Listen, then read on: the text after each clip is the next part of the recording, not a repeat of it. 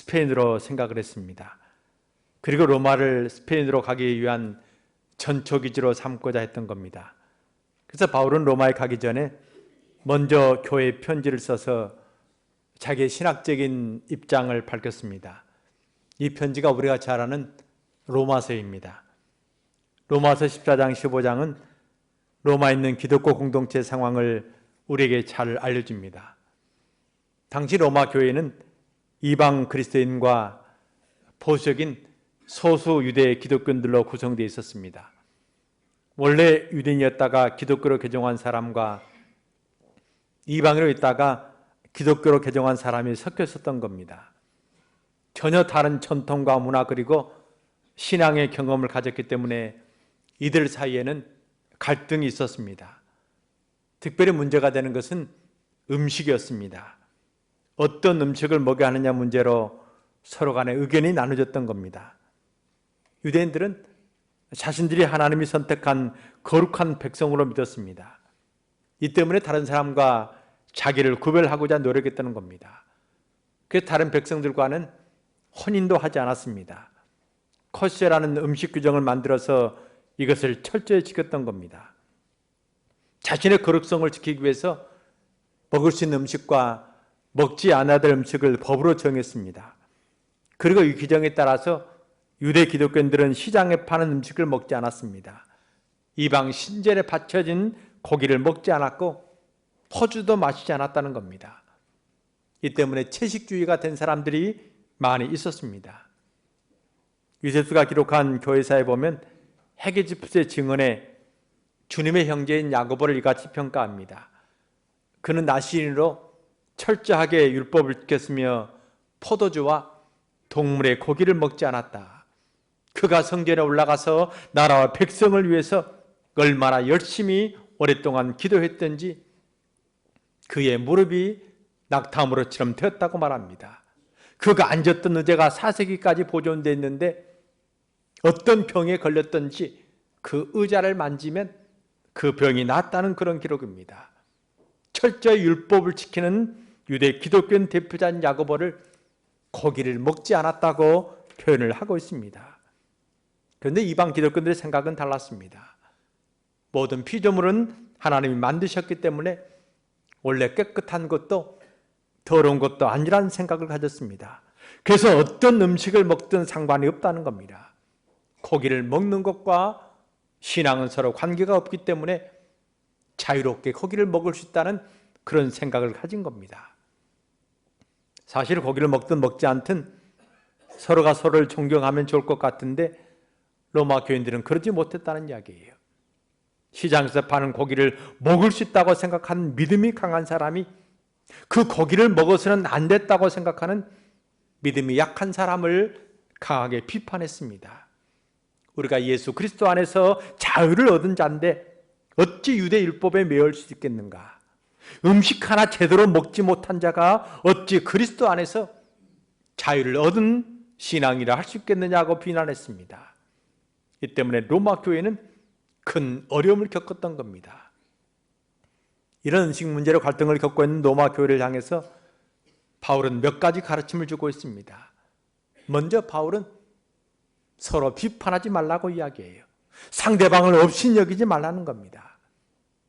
14장 1절 말씀 보니까 믿음이 연약한 자를 너희가 받되 그의 의견을 비판하지 말라고 이야기해요.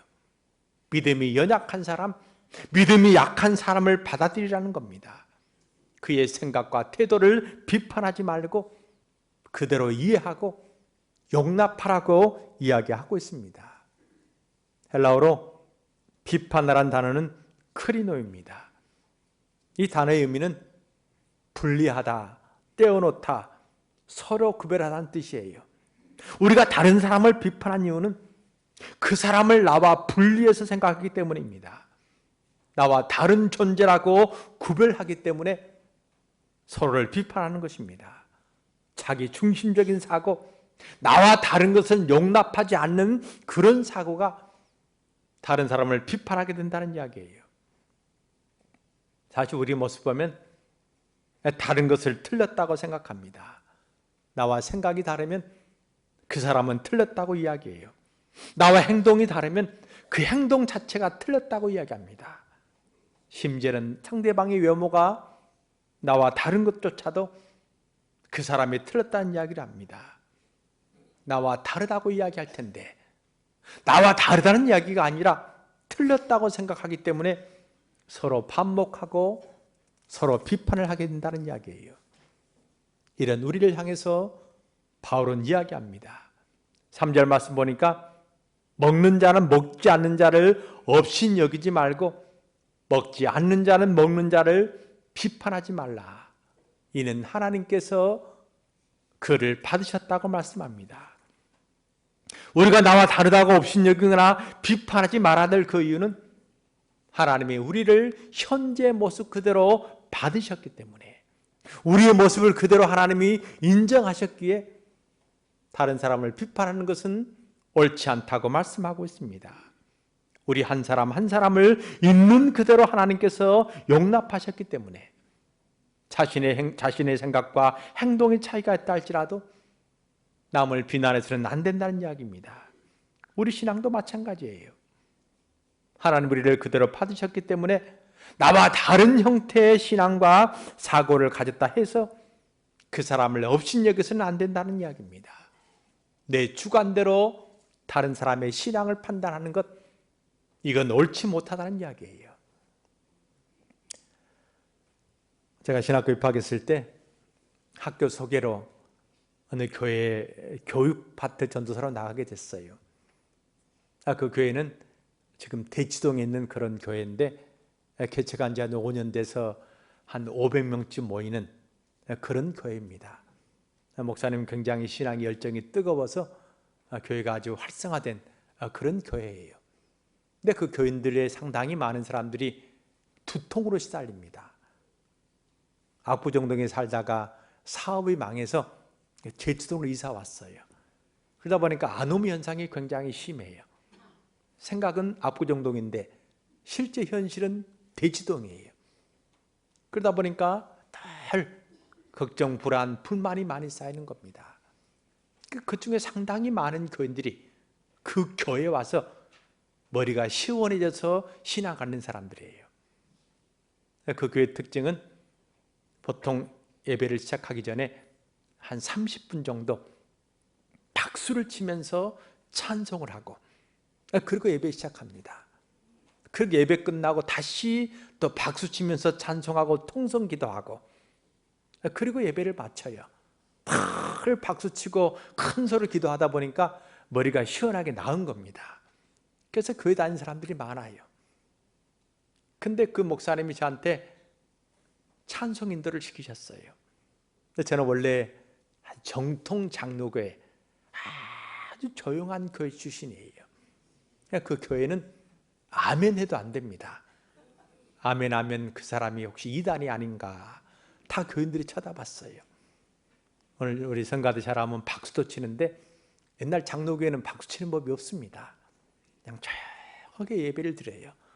또 그 목사님이 총회장 출신이라 특별히 장로교인이라는 의식이 굉장히 강하셔서 걸음도 사뿐사뿐 조용히 걸어요. 그 교회에 그 당시 날씨가 좀 더워서 선풍기를 놓으려고 생각을 했습니다. 교인들이 이제 너무 더우니까 예배 시간에 벽에 선풍기를 달자.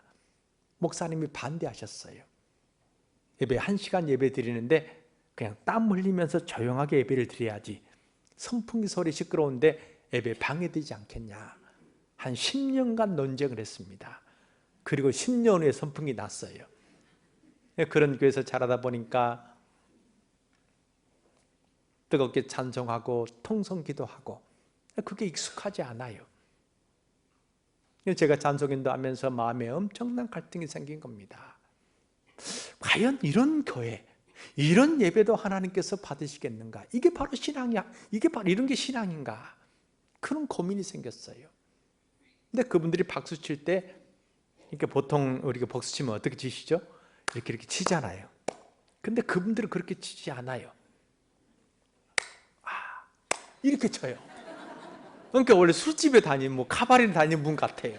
그러니까 원래 예수 믿기 전에 월락 노니까 이제 몸에 이렇게 노는 게 밴 겁니다. 그러니까 예배 시간에도 이렇게 해요. 근데 앞에서 찬송인도 하면서 엄청난 갈등이 생기는 겁니다. 과연 저것이 올바른 신앙의 모습이냐? 하나님 앞에 저렇게 예배드려도 되는가? 계속 고민하고 계속 의문을 던지면서 그 찬송을 해나갔어요.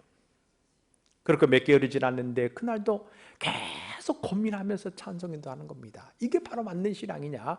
이렇게 해도 되겠는가? 그때 하나님께서 저에게 주신 생각이, 신앙은 여러 가지 형태가 있는데 왜 내가 네 한 가지만 고집하느냐? 뜨겁게 하나님께 찬송할 수도 있고 조용히 기도할 수도 있는데 네가 가진 신앙의 경험 때문에 다른 사람을 판단하는 것, 그건 옳지 않는 일이다. 그런 마음을 저에게 주시더라고요. 그리고 제가 그 모습을 다시 보니까 전혀 문제가 없는 겁니다. 왜요? 하나님께 찬송할 때 크게 하는 것, 하나님 보시기에 문제가 없잖아요. 박수 치는 게 꼭 이렇게 치라는 법이 없어요. 이렇게 칠 수도 있잖아요. 하나님 보시기에 이게 무슨 문제가 돼요? 그러나 저는 제 생각과 제 판단 때문에 고민하고 비판하고 용납하지 않았다는 이야기예요.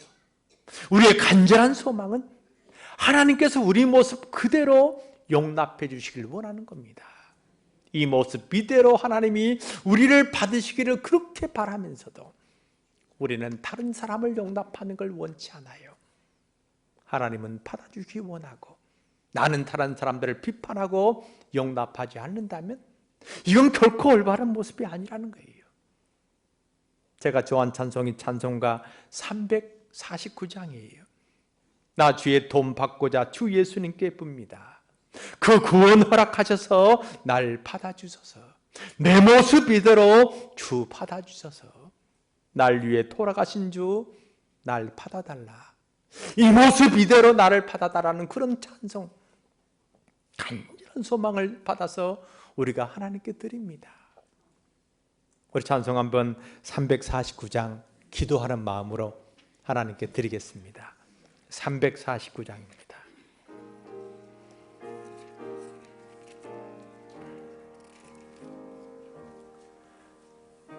주의 도움 받고자 주 예수님께 빕니다.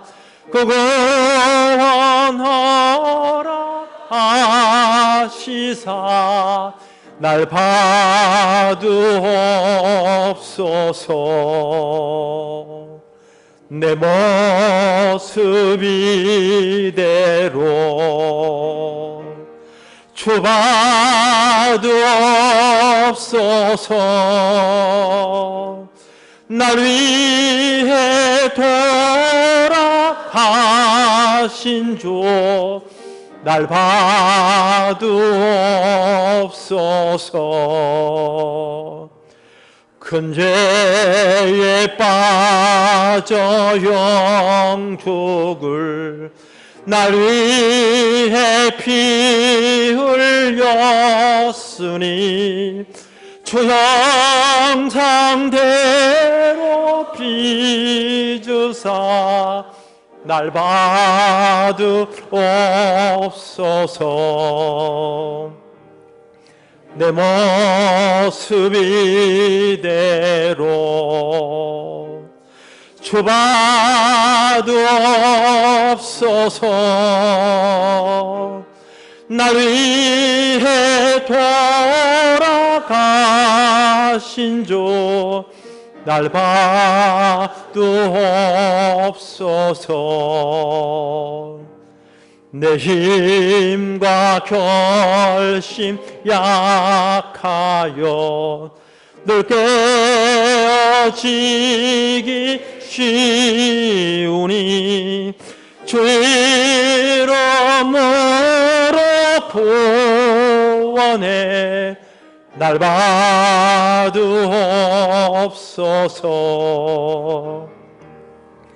내 모습 이대로 주 봐두옵소서.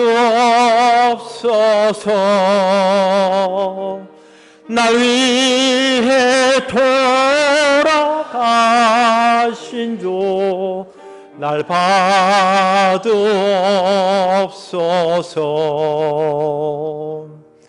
내 주님 서신 발 앞에 나 꿇어뜨렸으니 그 거신 역사 이루게 날 받으옵소서. 내 모습 이대로 주 받으옵소서.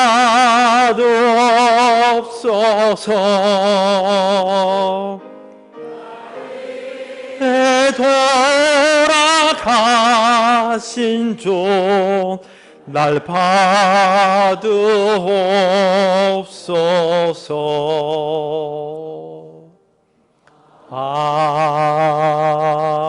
아멘.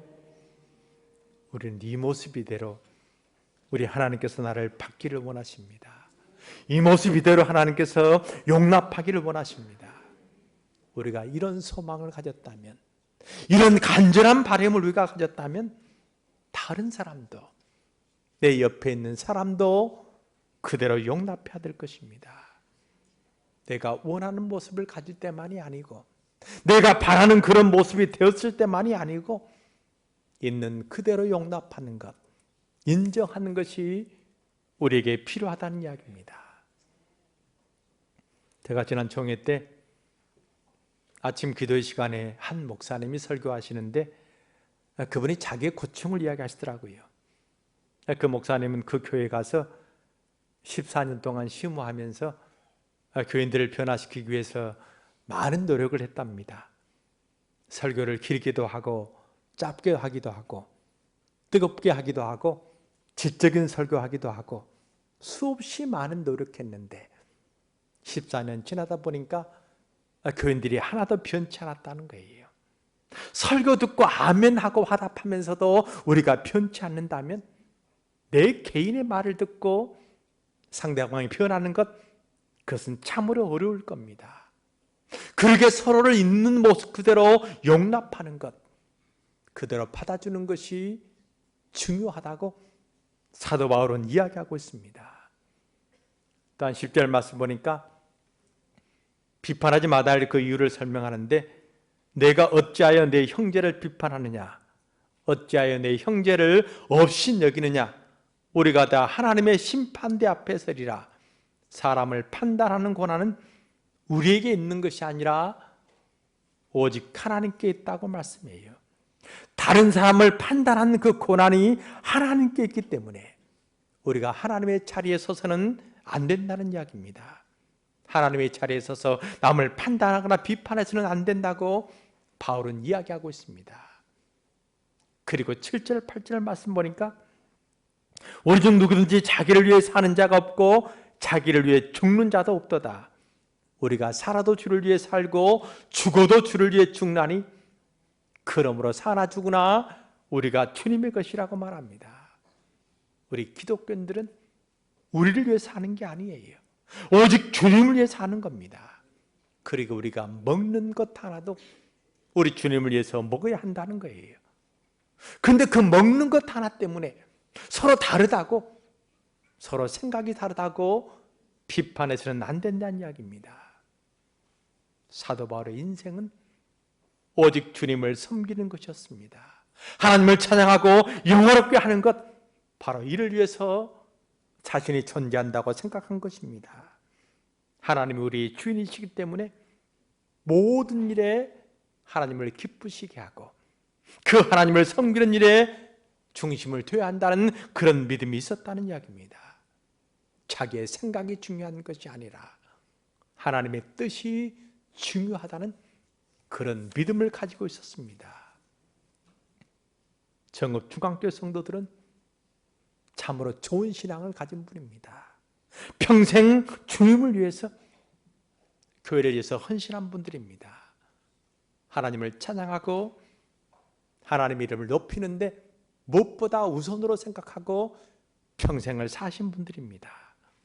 우리 바울의 고백처럼 사나 죽으나 오직 나는 주님의 것이라는 그런 생각 가지고 사신 분들입니다.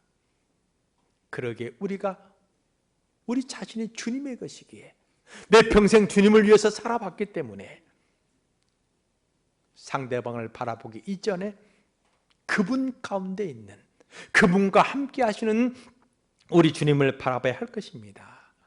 우리가 주님을 위해서 산다면, 우리가 주님을 위해서 우리 마음을 모은다면 우리가 서로 용납하게 되고 서로 하나가 되는 놀라운 역사가 일어나게 될 것입니다.